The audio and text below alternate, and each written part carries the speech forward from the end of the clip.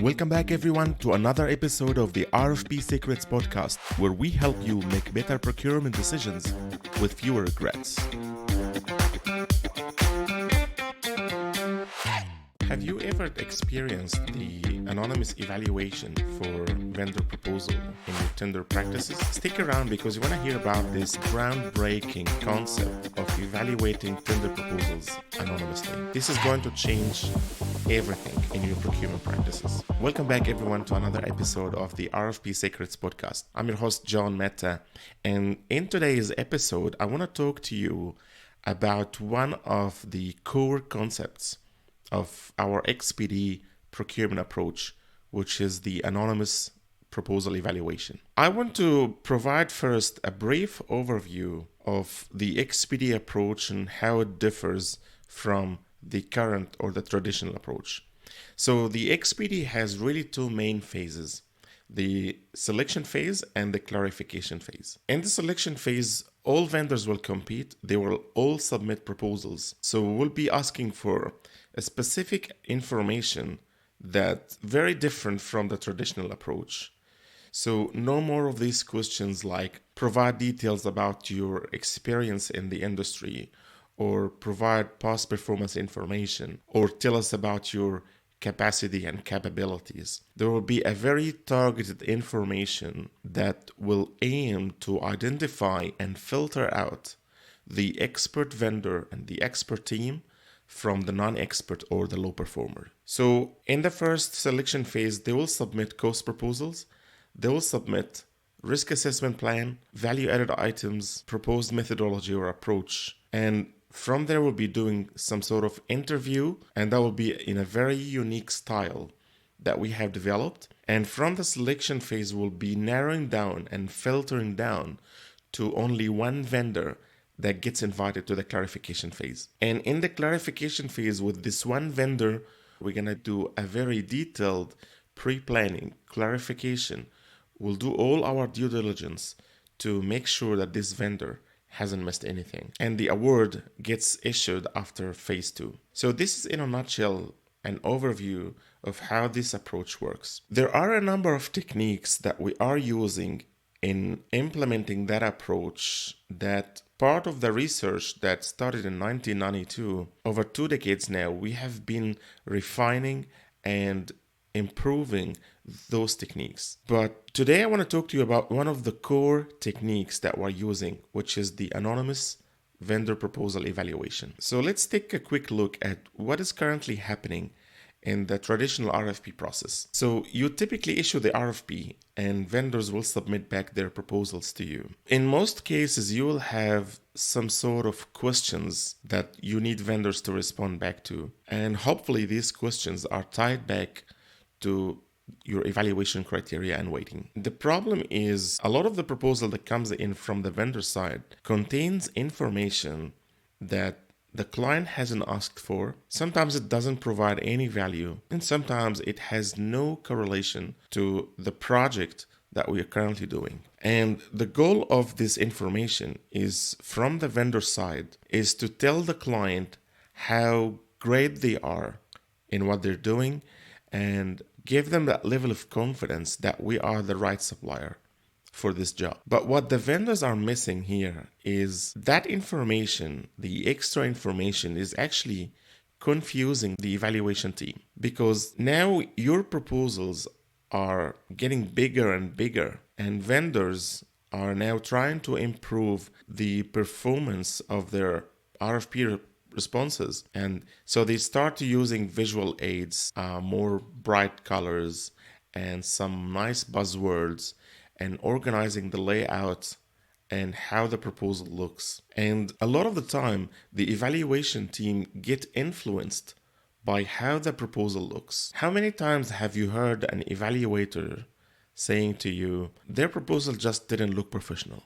What does that mean? Their proposal is not organized as company X, Y, and Z. Do you know that these suppliers have been responding to RFPs for many, many years, and they have developed this skill to make their proposal look more attractive to you? And unconsciously, we get gravitated as human beings to just things that looks beautiful. But that has no correlation to performance or expertise, because a lot of the time, the people that are creating these beautiful RFP proposals are not the people that will actually be doing your work. So there is a little bit of a disconnect here. Another thing we have learned from the research is vendors spend a lot of time developing this branding and their marketing materials and contents in order to use them in these avenues. One of them is in the RFP responses space. So the companies that are relying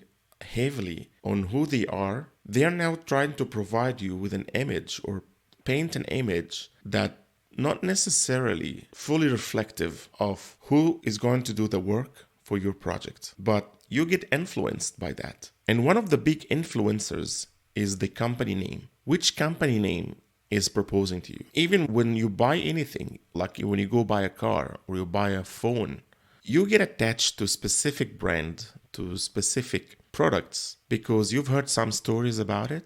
You had previous experience about these products or companies. The same happens in the tender evaluation. Once you provide the name of the vendor to the evaluation team, they will start to assume things, whether good or bad, about this supplier. And those assumptions doesn't necessarily come from bad intentions. These people are trying to really do their best for their organization. But the danger with this is these assumptions not always reflective of the reality. So we are exposing our evaluation team to a huge risk that they really can't handle by introducing the company name to them and telling them at the same time, try to be unbiased, try to be rational in your evaluation. But I knew this company before. I heard this guy talking about this company before. I heard about this. I read about this in social media or in the news. So I'll start to assume things. So the company name, along with the branding and how beautiful the proposal is, will definitely have an impact on the evaluation outcome. So solutions. What we started to realize is that for companies to produce a proposal of a high quality, they really don't need to show their name. And as soon as you don't allow them to show their name, you're actually taking the power from these vendors to truly focus and give you their full attention to provide high quality proposals. Think about it. If you are a vendor and you are a well-known company, let's say you are a KPMG or Deloitte or PwC or EY, so let's say the big four. If you are one of these big four and we've told you in your proposal you are not allowed to mention your name or any of the project that you have done or any of the people that in your team or any name that can be used to identify who you are. What are you going to be left with right now? You truly have to provide information that differentiate your capabilities and expertise from everybody else, because your name now isn't going to serve you. People will not know who you are. So they will be reading 5 different documents from 5 different proposals for 5 different suppliers, and they will just see company A, company B, company C. So if you haven't focused on the proposal that you're putting forward and putting information that can truly reflect your experience without relying on who you are not going to look very good in that environment. So number one, you instantly get a higher quality proposals from those vendors.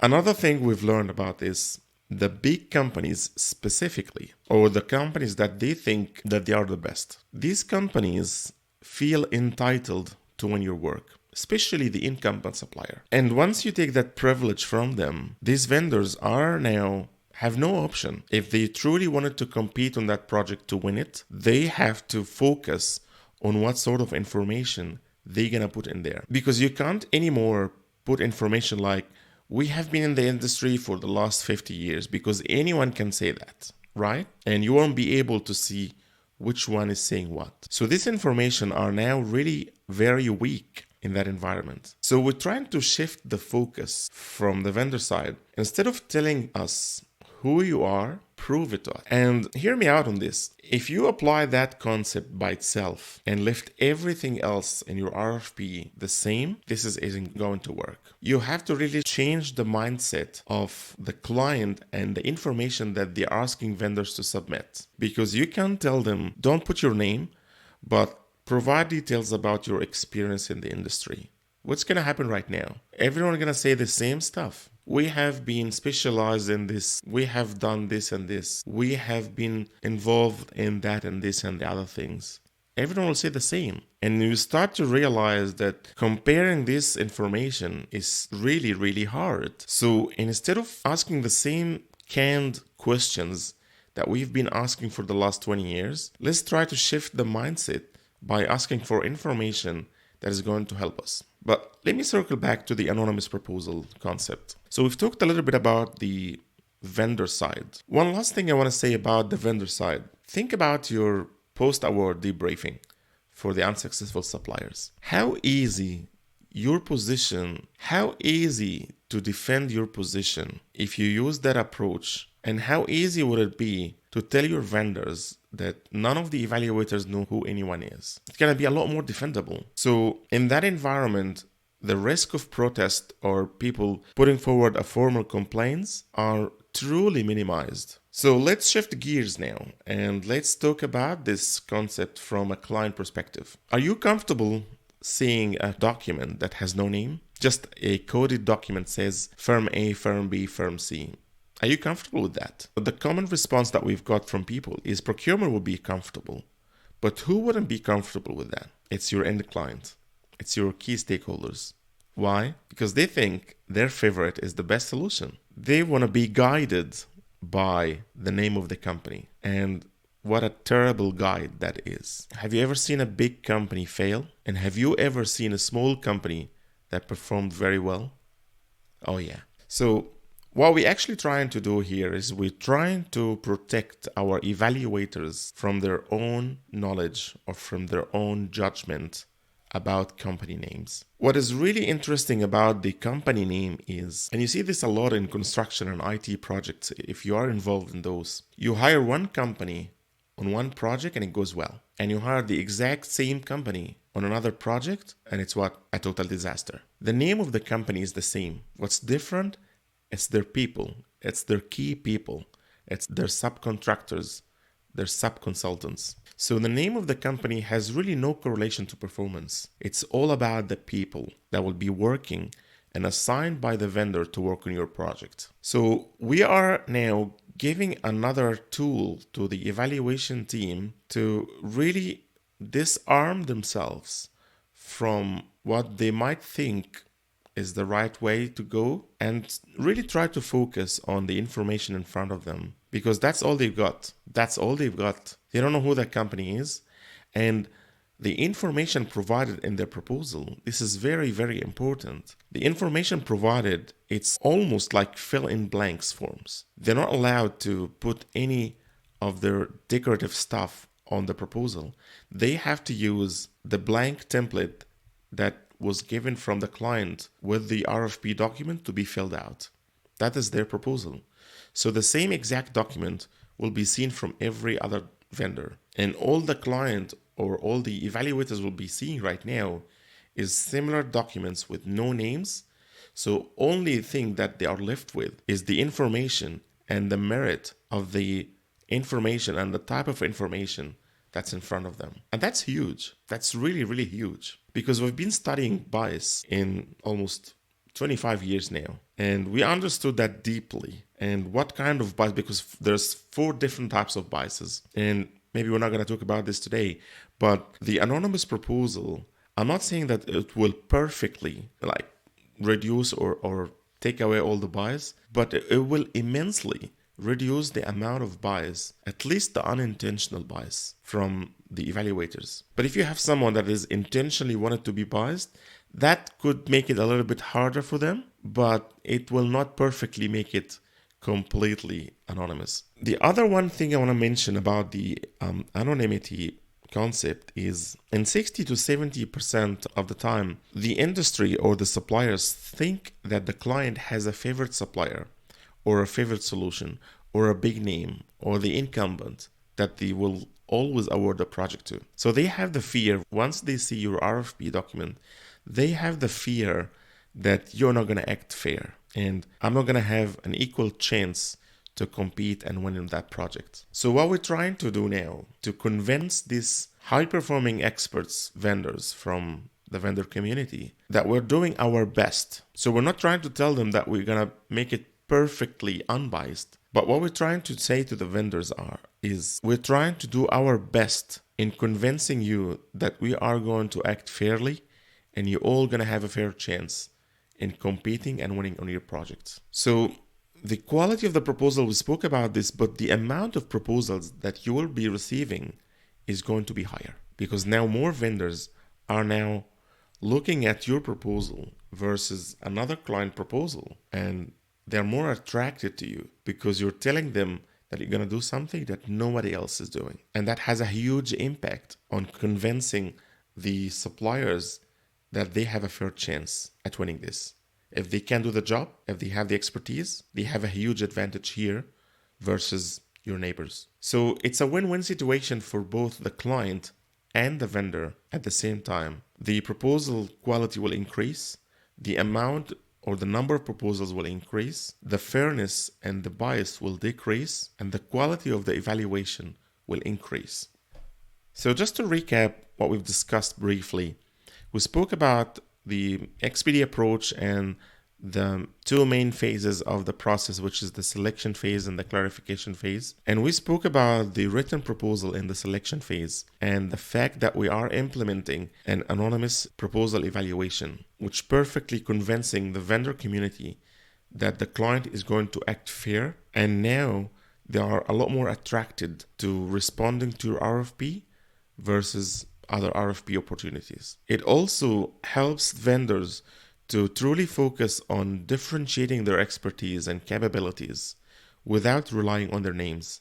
So the quality of their proposal will instantly be a lot more better without they realize it. The companies that are relying heavily on their branding, their name, on who they are, their relationship with you, they are now forced to let all of this go away and focus on what can really differentiate us from the competition. Let's try to demonstrate our expertise and capabilities in a different language. No more, we have been in this industry for 50 years.